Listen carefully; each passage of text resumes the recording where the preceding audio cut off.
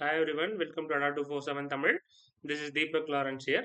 So upcoming RRB JE exam கான preparation வந்து பாத்தீங்க அப்படின்னா நம்ம ஸ்டார்ட் பண்ணியாச்சு. ஸோ RRB JE exam வந்து பாத்தீங்க அப்படின்னா ரெண்டு ஃபேஸஸாக கண்டக்ட் பண்றாங்க. ஃபர்ஸ்ட் வந்து பாத்தீங்க அப்படின்னா CBT1 அது வந்து நான் டெக்னிக்கல் எக்ஸாம். அது முடிச்சுட்டு வந்து பாத்தீங்க அப்படின்னா CBT2 அது டெக்னிக்கல் எக்ஸாம். ஸோ அந்த CBT2ல தான் வந்து பாத்தீங்க அப்படின்னா அவுட் ஆஃப் 150 கொஸ்டின்ஸ் மெக்கானிக்கல்ல இருந்து பாத்தீங்க அப்படின்னா நமக்கு 100 கொஸ்டின்ஸ் வந்து கேட்குறாங்க. ஸோ அந்த 100 கொஸ்டின்ஸ்க்கான ப்ரிப்ரேஷன் தான் வந்து பார்த்தீங்கன்னா இப்போ நம்ம பார்த்துட்டு இருக்கோம். ஸோ கிளாஸஸ் வந்து பார்த்தீங்க அப்படின்னா RRB JE மெக்கானிக்கலுக்கான கிளாஸஸ் அக்டோபர் 14th ஸ்டார்ட் பண்ணுற மாதிரி வந்து பார்த்தீங்க அப்படின்னா ஷெட்யூல் வந்து பார்த்தீங்கன்னா போட்டாச்சு. ஸோ பிஃபோர் தட் நம்ம ப்ரீவியஸ் இயர் கொஸ்டின்ஸ்லாம் பார்த்துட்டு இருக்கோம். ஸோ ஆல்ரெடி ஒரு கொஸ்டின் பேப்பரில் 100 கொஸ்டின்ஸ் நம்ம பார்த்து முடிச்சிட்டோம். ஸோ இன்னிலிருந்து பார்த்தீங்க அப்படின்னா செகண்ட் செட் ஆஃப் கொஸ்டின் பேப்பரில் டெய்லியுமே 20 கொஸ்டின்ஸ் அப்படின்ற மாதிரி நம்ம பார்க்கலாம்.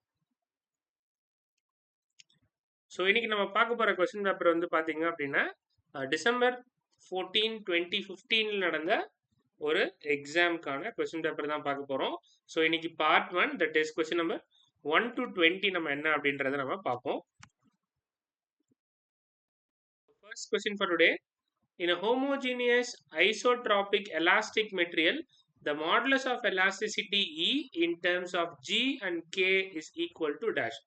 So commonly most of the mechanical based competitive exams கேட்கக்கூடிய ஒரு கொஸ்டின். ஸோ என்னென்ன எக்ஸாம்லாம் இது முன்னாடி கேட்டிருக்காங்க அப்படின்றத சொல்கிறேன். கம்பைன்ட் இன்ஜினியரிங் சர்வீசஸ் TNPSC, அதே மாதிரி TNPSC combined engineering subordinate services, அதே மாதிரி SSC JE. So as of now ஒரு 3லேருந்து ஒரு 4 எக்ஸாம்லையுமே இந்த மாதிரி கொஸ்டின்ஸ் வந்து பார்த்தீங்கன்னா ரிப்பீட்டடாக எவ்ரி இயர் கேட்கலனாலுமே 1 or 2 yearsல ஒன் டைம் வந்து பார்த்தீங்க அப்படின்னா கேட்குறாங்க. I'll repeat the question once again. In a homogeneous isotropic elastic material, the modulus of elasticity E in terms of G and K. So G வந்து பார்த்தீங்கன்னா rigidity modulus, K வந்து பார்த்தீங்கன்னா bulk modulus. So question என்ன அப்படின்னா modulus of elasticity E in terms of modulus of rigidity, அதே மாதிரி வந்து பார்த்தீங்கன்னா bulk modulus. என்ன இதுக்கான ரிலேஷன் அப்படின்றது தான் question. Options are given 9 kg divided by G plus 3K, 9 kg divided by 3G plus K, 3K plus G divided by 3G plus K, and option D 6 kg divided by K plus 3G. என்ன ஆன்சர்னு பார்ப்போம். In a homogeneous isotropic elastic material where E is modulus of elasticity, G வந்து பார்த்தீங்கன்னா modulus of rigidity, K வந்து bulk modulus இருந்தது அப்படின்னா இந்த equation எப்படி எழுதலாம்? 9 kg divided by 3K plus G or 9 kg divided by G plus 3K. Option A is the correct answer. Note பண்ணிக்கங்க. Next, question number 102. Second question for today. In a composite bar, the resultant strain produced will be dash. In a composite bar, the resultant strain produced will be dash. Option A, sum of strain produced by the individual bar, sum of strain produced in each bar, difference of strain produced by individual bar, and same as the stress produced in each bar. So what is the correct answer for question number 2? Check பண்ணி பாப்போம் என்ன ஆன்சர்னு. Composite bar பொறுத்த வரைக்கும் resultant strain produced will be same as the strain produced in individual bar. Option B is the correct answer. Same as the strain produced in. So composite bar ஓட resultant strain, இந்த composite bar ன்றது 2-3 material சேர்ந்து sandwich மாதிரி நம்ம ஒரு பார் make பண்ணியிருக்கோம் அப்படின்னா அந்த காம்போசிட் பாரோட ரிசல்டன்ட் ஸ்ட்ரெயின் என்னவா இருக்கும் அப்படின்னா will be the same as the strain produced in each bar. Next, question number 3. Two springs of stiffness K1, K2 respectively connected in series. So இந்த மாதிரி வேற என்ன கொஸ்டின் கேட்கலாம் அப்படின்னா சீரீஸ்க்கு பதிலாக parallel அப்படின்னு பார்த்தீங்க அப்படின்னா கொஸ்டின் வந்து பார்த்தீங்கன்னா கேட்பாங்க. ஸோ இந்த இடத்துல 2 ஸ்ப்ரிங் கனெக்ட் ஆயிருக்கு, சீரீஸ்ல கனெக்ட் ஆயிருக்கு அப்படின்னா what will be the stiffness of the composite spring. So K அப்படின்றது காம்போசிட் ஸ்ப்ரிங்கோட ஸ்டிஃப்னஸ் அப்படின்னா K1, K2 அப்படின்றது individual 2 springs connected in series. Now what is the stiffness அப்படின்றது தான் question. The options are K is equal to K1 K divided by K1 plus K2. Option B, K is equal to K1 plus K2 divided by K1 K2. Option C, K is equal to K1 plus K2. And option D, K is equal to K1 into K2. Check பண்ணி பாப்போம் என்ன ஆன்சர்னு. So springs connected in series. So resultant spring K ilana Ke is equal to K1 into K2 divided by K1 plus K2. K1 into K2 divided by K1 plus K2. The correct answer is option A. Resultant stiffness K is equal to K1 into K2 divided by K1 plus K2. So எப்படி options வருது பார்த்தீங்க அப்படின்னா 1 divided by K is equal to 1 divided by K1 plus 1 divided by K2. So இதை நம்ம வந்து பார்த்தீங்க அப்படின்னு equate பண்ணும்போது 1 by K is equal to K2 cross multiply பண்ணுறோம் K2 plus K1 divided by K1 into K2. So எப்படி நம்ம எடுத்து எழுதும் போது வந்து பார்த்தீங்க அப்படின்னா நமக்கு என்ன கிடைக்குது. ஸோ ஃபைனலாக வந்து 1 by KE அப்படின்றத நம்ம KEன்னு எடுத்துக்கிட்டோம் அப்படின்னா so K1 K2 divided by K1 plus K2. Option A is the correct answer. Next question number 104. A solid shaft transmits 44 kilowatt power at 700 revolutions per second speed. Calculate the torque required. So நமக்கு என்ன தெரியும் அப்படின்னா P is equal to 2 pi NT divided by 60. So T is equal to P into 60 divided by 2 pi N. So இங்கே என்ன இருக்குன்னா ஆர்பிஎஸ்ன்னு இருக்கு, அது ஆர்பிஎம்மாக மாற்றணும், ரெவல்யூஷன்ஸ் பெர் மினிட்டா. செக் பண்ணி பார்ப்போம் என்ன ஆன்சர்னு. So power required is equal to அதுக்கு முன்னாடி 700 ஆர்பிஎஸ் அப்படின்றது என்ன பண்ணுறாங்க 700 to 60 ஆர்பிஎம் 60 மல்டிப்ளை பண்ணும்போது செகண்ட் மினிட்டாக மாறிடுது. It is 42,000 RPM. So 2 pi NT by 60 where T is the torque. நமக்கு என்ன தேவை டார்க் தான் தேவை. ஸோ அதனால டார்க் மட்டும் வச்சுட்டு மீது எல்லாத்தையும் ஆப்போசிட் அனுப்பும் போது we get சால்வ் பண்ணும்போது நமக்கு 1/100 kilo newton metre. So T is equal to 1000 divided by 100 Newton meter, which is equal to 10 Newton meter. Option A is the correct answer. So the formula simple formula தெரிஞ்சது அப்படியே நம்ம solve பண்ணிடலாம். So இந்த மாதிரி problem solve பண்ணுறதுக்காக CBT 2ல வந்து பார்த்தீங்கன்னா நம்ம அந்த பர்டிகுலர் எக்ஸாம் எழுதும் போது நம்ம ரைட் கார்னரில் வந்து பார்த்தீங்கன்னா நமக்கு என்ன இருக்கும் கேல்குலேட்டர் அப்படின்ற ஆப்ஷன் இருக்கும், வெர்ச்சுவல் கேல்குலேட்டர்.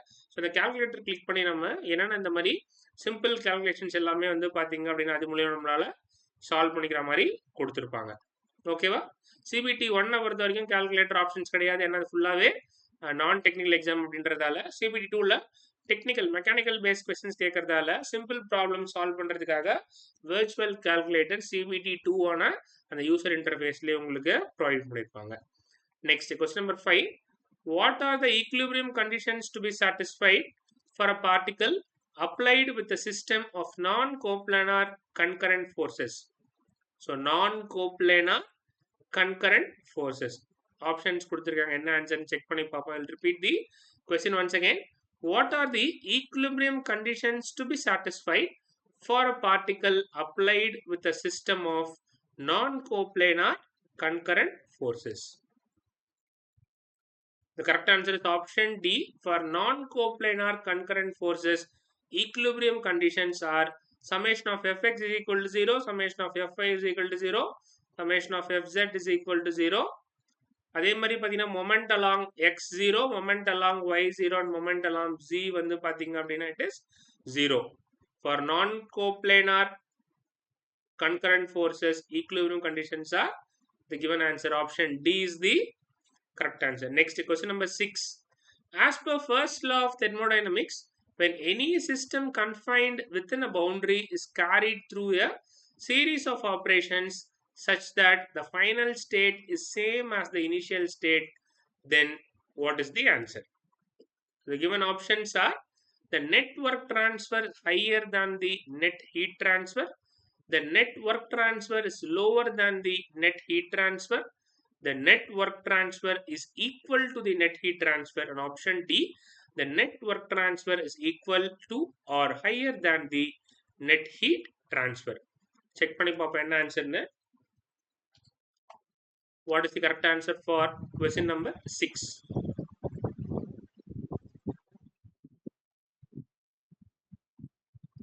Check பண்ணி பாப்போம் என்ன ஆன்சர்னு.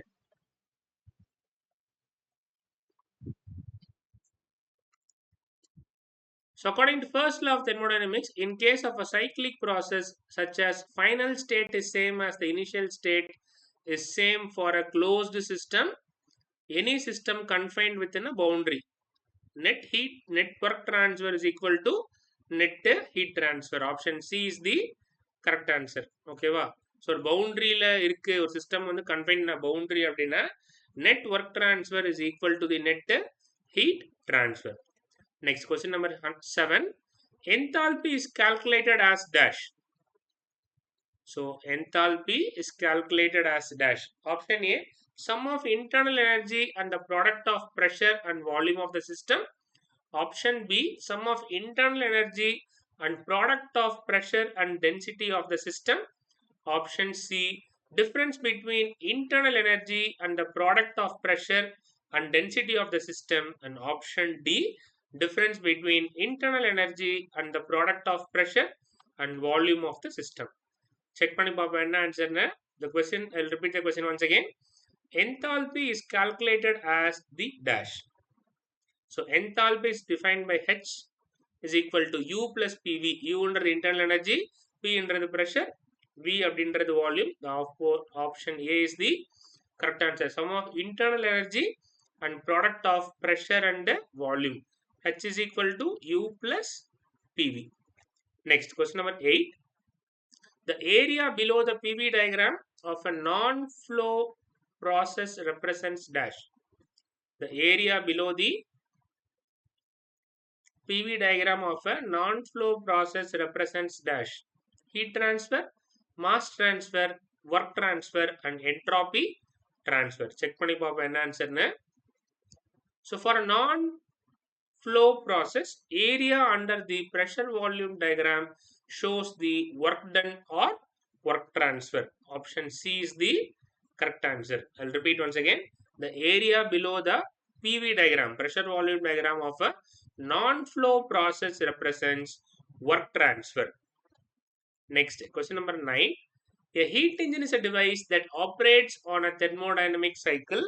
So heat engine basically என்ன நடக்குது அப்படின்றதான் question. Option A, to convert the heat supplied into complete work energy under reversible condition. To convert the heat supplied into complete work energy under all condition.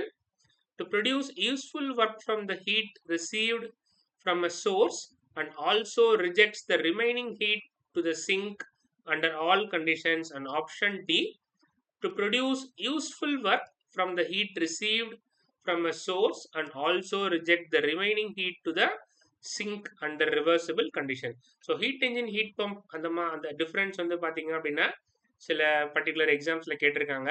So இந்த particular question என்ன அப்படின்னா, heat engine அப்படின்றது device operates on thermodynamic cycle. என்ன நடக்குது, என்ன எனர்ஜியா convert ஆகுது அப்படின்றதான் கொஸ்டின். செக் பண்ணி பார்ப்போம். A heat engine is a device that works on the basis of thermodynamic cycle, which receives heat from the source and converts the heat into useful work and rejects the remaining heat to sink under all conditions. So heat வந்து பாத்தீங்கன்னா உள்வாங்கி அதுல இருந்து ஒரு useful work வந்து பாத்தீங்க அப்படின்னா அது பண்ணிட்டு ரிமைனிங் ஹீட்டை வந்து பாத்தீங்க அப்படின்னா it will reject to the sink இல்ல அட்மாஸ்பியர். ஓகேவா. Next question number 110. 10th question for today. Subcooling in a vapor compression cycle does what? I'll repeat once again. Subcooling in a vapor compression cycle does what? Option A, decreases the required work and refrigeration effect, increases the required work and refrigeration effect, increases the required work and decreases the refrigeration effect. And option D, does not affect the required work and increases the refrigeration effect. Check பண்ணி பாப்போம் என்ன ஆன்சர்னு. For question number 10, what is the correct answer?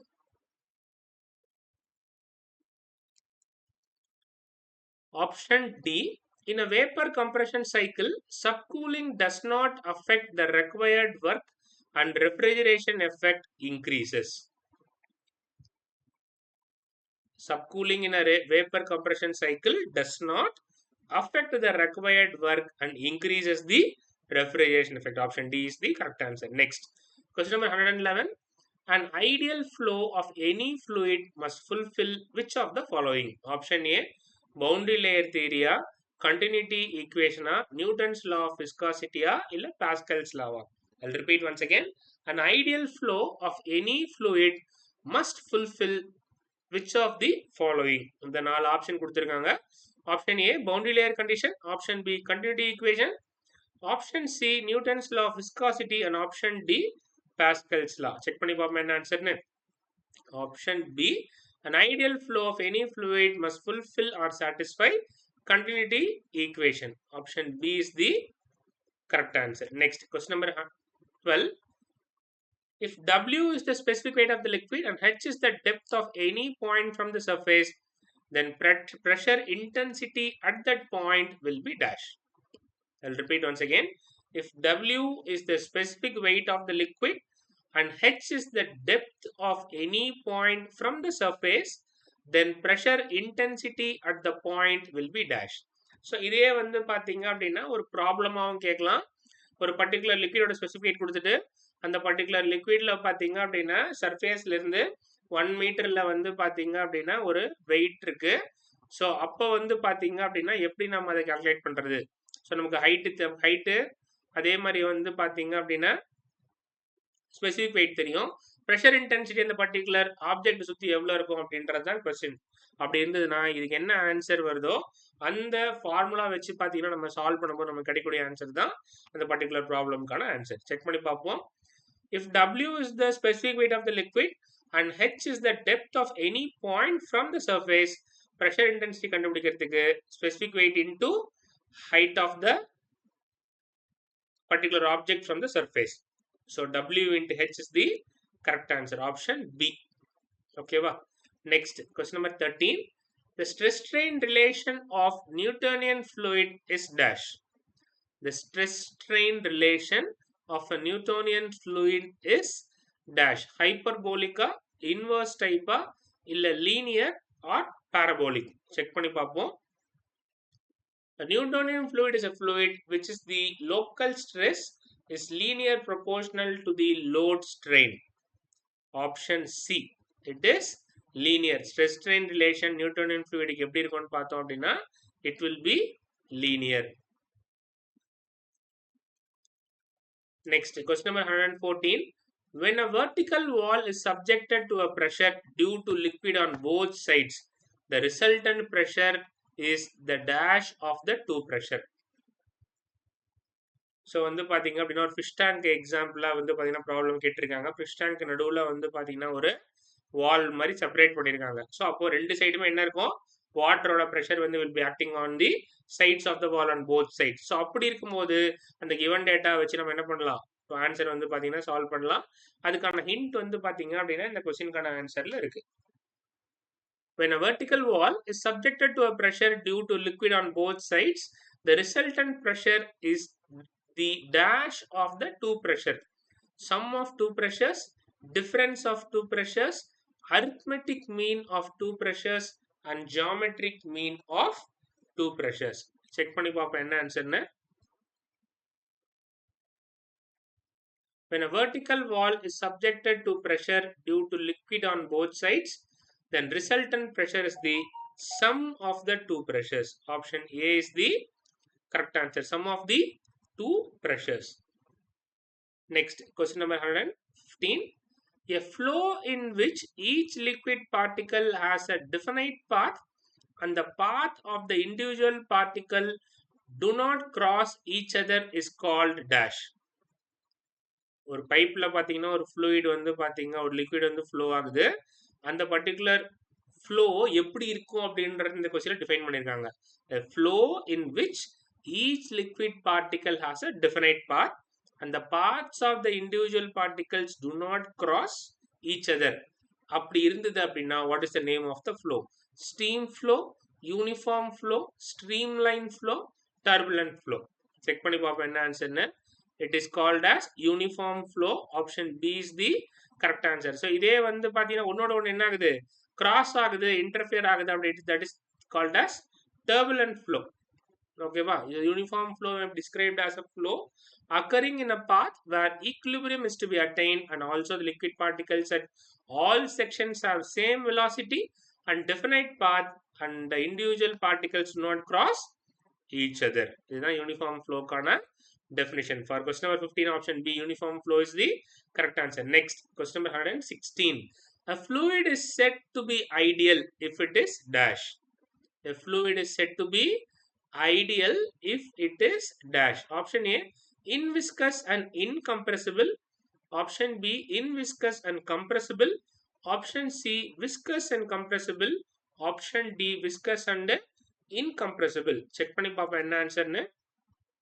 A fluid is said to be ideal if it is dash. A fluid is known to be ideal if it is assumed to be incompressible and inviscous. Incompressible, inviscous, அதே மாதிரி பார்த்தீங்கன்னா no surface tension. So இது இல்லாமல் என்ன condition அப்படின்னா ஒரு ideal ஃப்ளூயிட்கான condition. ஓகேவா? Ideal fluid is known to be ideal if it is assumed to be incompressible, inviscous, and a fluid without surface tension. Option A, inviscous and incompressible. Next, question number 117. Newton's law of viscosity is a relationship between dash. Newton's law of viscosity is a relationship between dash. Pressure, velocity, and temperature, shear stress and rate of shear strain, shear stress and velocity, rate of shear strain and temperature. So what is the correct answer for question number 117? Newton's law of viscosity is a relationship between dash. Check பண்ணி பாப்போம் என்ன ஆன்சர்னு.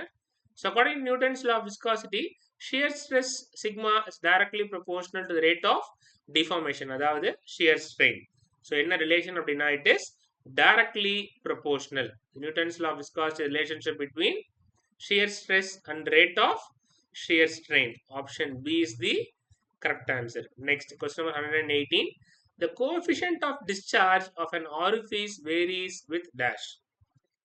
The coefficient of discharge of an orifice varies with dash. Reynolds number, Weber number, Froude number, illa Mach number. The coefficient of discharge of an orifice varies with dash. So CD அப்படின்றது coefficient of discharge இருந்து D1 அப்படின்றது pipe diameter இருந்ததுன்னா, so K is coefficient of discharge, resistance, RE is the Reynolds number, B is the area ratio, that is D0 by D1, and D0 அப்படின்றது constricted diameter. So அப்போ coefficient of discharge எப்படி வந்து பார்த்தீங்கன்னா define பண்றாங்க அப்படின்னா it relates with the Reynolds number. Reynolds number பொறுத்து அது என்ன ஆகுது? Vary ஆகுது. Coefficient of discharge CD of an orifice varies with Reynolds number. Option A is the correct answer. Next, question number 119. In a manometer, a better liquid combination is one having dash. In manometer, a better liquid combination is one having dash. Low surface tension, high surface tension, இல்ல high velocity, இல்ல low velocity. Check பண்ணி பாப்போம் என்ன ஆன்சர்னு. A manometer is a device which utilizes a column of liquid to determine pressure and liquid combination is better having high values of surface tension. So manometer liquid fluid manometer use பண்ணக்கூடிய liquid இருக்கிறது liquid என்ன மாதிரியான combination இருக்கணும், which have high values of surface tension. So high surface tension தான் வந்து பாத்தீங்கன்னா preferred for a liquid which is used in a manometer. Option B. Next, question number 20, last question for today. A micromanometer with inclined tube is called dash. So manometer na enna paathom. இந்த question என்ன அப்படின்னா a micromanometer with inclined tube is called as dash. Inverted manometer, differential manometer, closed tube manometer, and sensitive manometer. Check பண்ணி பாப்போம் என்ன ஆன்சர்னு. A micromanometer with inclined tube is called as dash. Inclined or sensitive manometer is one which uses an incline to calculate small pressure change. So an inclined tube manometer is used for accurate measurement. The correct answer is option D. என்னது? Inclined manometer அப்படின்றது micrometer with inclined tube அப்படின்றது it is a sensitive manometer to define small changes, okay va, used for accurate measurement, right? So here we present India's largest vernacular learning platform, Adda247 Tamil. So என்னென்ன பேட்சஸ்லாம் அப்கமிங்காக launch ஆயிருக்கு, ரீசெண்டாக launch பண்ணியிருக்குன்றத one by ஒன்னாக பார்ப்போம். So experience educators உங்களுக்கு வந்து பார்த்தீங்க அப்படின்னா வெவ்வேறு டிஃப்ரெண்ட் சப்ஜெக்ட்ஸு உங்களுக்கு வந்து பார்த்தீங்க அப்படின்னா Adda247 தமிழில் we are handling. So first batch வந்து என்ன அப்படின்னு பார்த்தீங்கன்னா RRB NTPC, இதில் CBT1 CBT2க்கான கம்ப்ளீட் பேட்ச்சு. ஸோ 18 செப்டம்பர்லேருந்து வந்து பார்த்தீங்க அப்படின்னா இந்த பேட்ச்சு லான்ச் ஆகி கிளாஸஸ் வந்து பார்த்தீங்கன்னா டெய்லி உங்களுக்கு கனெக்ட் பண்ணிட்டு இருக்காங்க. நெக்ஸ்ட் வந்து பார்த்தீங்கன்னா Indian bank local bank officer scale 1. So mains live class plus basic recorded class September 11th வந்து பார்த்தீங்கன்னா இந்த பேட்ச்சு வந்து பார்த்தீங்கன்னா உங்களுக்கு ஸ்டார்ட் பண்ணி டெய்லி கிளாஸஸ் நடத்திட்டு இருக்காங்க. Next RRB NTPC CBT 1 and 2 complete batch இது செப்டம்பர் 18 ஸ்டார்ட் பண்ணி போயிட்டு இருக்கு. So if you are interested in these 2 exam preparation use code Y424 to avail maximum discount. So Adda247 mobile app உங்கள் ஃபோனில் download பண்ணி install பண்ணிட்டீங்க அப்படின்னா இந்த பேட்சஸ் பற்றி ஃபர்தர் டீட்டெயில்ஸ் நீங்கள் தெரிஞ்சுக்கலாம்.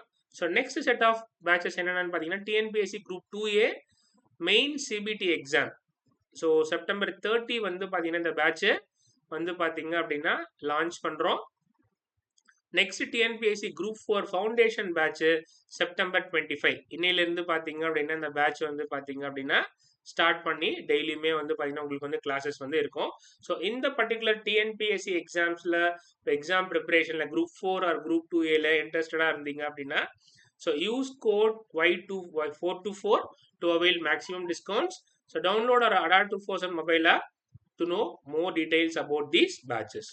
Next set of batches என்னென்ன அப்படின்னு பார்த்தீங்கன்னா SSC GD Constable live and recorded class 4th October வந்து பார்த்தீங்கன்னா இந்த பேட்சஸ் வந்து ஸ்டார்ட் ஆகுது. At the same time காக்கி சட்டை TNUSRB சப் இன்ஸ்பெக்டர் பேட்ச் வந்து பார்த்தீங்க அப்படின்னா செப்டம்பர் 25 இன்னைக்கு வந்து பார்த்தீங்கன்னா இந்த பேட்ச் லான்ச் ஆயிருக்கு. ஸோ இன்னிலிருந்து காக்கி சட்டை TNUSRB சப் இன்ஸ்பெக்டர் பேட்ச் வந்து பார்த்தீங்கன்னா உங்களுக்கு லான்ச் ஆகி டெய்லி கிளாஸஸ் வந்து நடக்க போகுது. அதே மாதிரி SSC GD constable batch October 4th உங்களுக்கு பேட்ச் லான்ச் பண்ணி அன்னையிலேருந்து பார்த்தீங்கன்னா உங்களுக்கு லைவ் அண்ட் ரெக்கார்டட் கிளாஸ் ரெண்டுமே உங்களுக்கு அவைலபிளாக இருக்கும். ஸோ இந்த ரெண்டு பேட்சஸ்லையும் உங்களுக்கு இன்ட்ரெஸ்டடாக இல்லை ப்ரிப்ரேஷனுக்கு நீங்கள் ரெடியாக இருக்கீங்க இல்லை ப்ரிப்பேர் பண்ணணும் அப்படின்னா இன்ட்ரெஸ்டடாக இருக்கீங்க அப்படின்னா so use code Y424 while downloading. உங்களுக்கு வந்து பார்த்தீங்கன்னா பேட்ச் நீங்கள் பர்ச்சேஸ் பண்ணும்போது use code Y424 to avail maximum discounts. So download Adda247 mobile app to know more about these batches. Right, நம்மளோட Enthiran RRB JE mechanical technical and non technical batch. So நம்ம எப்படி வந்து பார்த்தீங்கன்னா இது நம்ம பிளான் பண்ணியிருக்கோம் அப்படின்னா ஆகஸ்ட் 22 நான் டெக்னிக்கல் கிளாஸஸ் வந்து ஸ்டார்ட் பண்ணியாச்சு. ஸோ அதுலேருந்து பார்த்தீங்கன்னா ஆல்மோஸ்ட் ஒரு அப்ராக்சிமேட் ஒரு 2 months இல்லை 2 monthsக்கு முன்னாடி ஒரு 50 days எடுத்துங்களேன். அப்போ 50 daysக்கு அப்புறம் வந்து பார்த்தீங்கன்னா நம்ம என்ன பண்ணுறோம் அப்படின்னா டெக்னிக்கல் கிளாஸஸ் வந்து நம்ம ஸ்டார்ட் பண்ணுறோம். ஸோ இப்போதைக்கு நம்ம ஸ்டடி பிளானுமே போட்டாச்சு. அக்டோபர் 14th நம்மளோட மெக்கானிக்கல் கிளாஸஸ் RRB JEக்கான கிளாஸஸ் நம்ம ஸ்டார்ட் பண்ண போகிறோம். அன்னையிலேருந்து டெய்லியுமே நமக்கு கிளாஸஸ் இருக்கும். ஸோ கிளாஸ் டைமிங் என்ன பிளான் பண்ணியிருக்கோம் அப்படின்னா ஈவினிங் 7 PM to 8 PM. ஓகேவா? ஸோ 1 hour வந்து டெய்லியுமே உங்களுக்கு கிளாஸஸ் இருக்கும். ஸோ இருக்கக்கூடிய கம்ப்ளீட் மெக்கானிக்கல் டாபிக் உங்களுக்கு கவர் பண்ணுற மாதிரி வந்து பார்த்தீங்கன்னா பிளான் பண்ணியிருக்கேன். At the same time class October 14 start பண்ணுறதுக்கு முன்னாடி ஒரு 3 to 4 ப்ரீவியஸ் இயர் கொஸ்டின்ஸ் பார்க்குற மாதிரி plan. At the same time batch முடிஞ்சதுக்கு அப்புறமா அதோட எண்ட்லேயே வந்து பார்த்தீங்க அப்படின்னா ஒரு 6 question paper. So completing the last day of the batch அதுக்கு முன்னாடி ஒரு 10 previous year questions வந்து பாத்தீங்க அப்படின்னா கம்ப்ளீட் பண்ற மாதிரி பிளான் பண்ணிருக்கேன். we'll see how it goes. So Adda247 mobile app எப்படி டவுன்லோட் பண்றது அப்படின்ற ஒரு சின்ன டெமோ. ஸோ நம்ம பார்த்துட்டு இருக்க இந்த யூடியூப் வீடியோ கீழே வந்து பார்த்தீங்கன்னா டிஸ்கிரிப்ஷனில் டவுன்லோட் Adda247 மொபைல் ஆப் அப்படின்னு இருக்கும். அதை கிளிக் பண்ணுறீங்க. கூகுள் பிளே ஸ்டோரில் உங்களுக்கு வந்து பார்த்தீங்கன்னா Adda247 மொபைல் ஆப்க்கான அந்த ஆப் ஓப்பன் ஆகிடும். இன்ஸ்டால் கொடுத்துட்டு அதுக்கப்புறம் பார்த்தீங்க இன்ஸ்டால் பண்ணி முடிச்சதுக்கு அப்புறமா கேட்டகரி ஸ்டேட் எக்ஸாம் கொடுக்குறீங்க. ஸ்டேட் எக்ஸாமுக்கு அப்புறம் தமிழ்நாடு கொடுக்குறீங்க. தமிழ்நாடு கொடுத்ததுக்கப்புறம் ரயில்வேன்னு கொடுக்குறீங்க. ரயில்வேன்னு கொடுத்ததுக்கப்புறம் எந்திரன் RRB JE ப்ரிப்பேர் பண்ணுறீங்க அப்படின்னா நீங்கள் அதே மாதிரி தமிழ்நாடுக்குள்ளே போயிட்டீங்கனாலே நீங்கள் SSC எக்ஸாமா RRB எக்ஸாமா TNPSCயா பேங்க் எக்ஸாமா அப்படின்றது கேட்கும். ஸோ அதில் என்ன எக்ஸாம்க்கான உங்களோட ப்ரிப்பரேஷனை ஸ்டார்ட் பண்ண ஆவலாக இருக்கீங்களோ அந்த எக்ஸாம் கொடுத்து வந்து பார்த்தீங்கன்னா நீங்கள் என்ன பண்ணிக்கலாம் கண்டினியூ கொடுத்துட்டு உங்களோட மொபைல் நம்பர் கொடுத்தீங்க அப்படின்னா Adda247 மொபைல் ஆப் உங்கள் ஃபோனில் டவுன்லோட் பண்ணி இன்ஸ்டால் பண்ணிடுவீங்க. அதுக்கப்புறம் நீங்கள் அது மூலிமா நீங்கள் பேட்ச் பர்ச்சேஸ் பண்ணும்போது Y424 அப்படின்ற கோடு யூஸ் பண்ணும்போது உங்களுக்கு வந்து பார்த்தீங்க அப்படின்னு you can get maximum discounts. My code is Y424. Y424.